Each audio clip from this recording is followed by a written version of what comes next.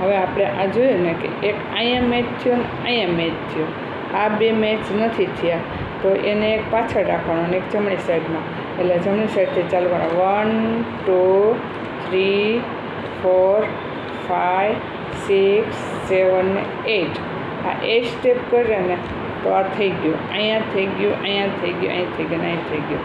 હવે આપણે ખૂણા જોવાના, ખૂણો આ બરોબર છે, આ નથી, તો એના પાછળ 1 2 3 4 5 6 7 ને 8. હાલો થઈ ગયા, આ બે થઈ ગયા, આ બે બાકી, તો 1 2 3 4 1 2 3 4 1 2 3 4 1 2 3 4. પછી આને લઈ લે 1 2 3 4 1 2 3 4. હાલો થઈ ગયું, આપણું કમ્પ્લીટ.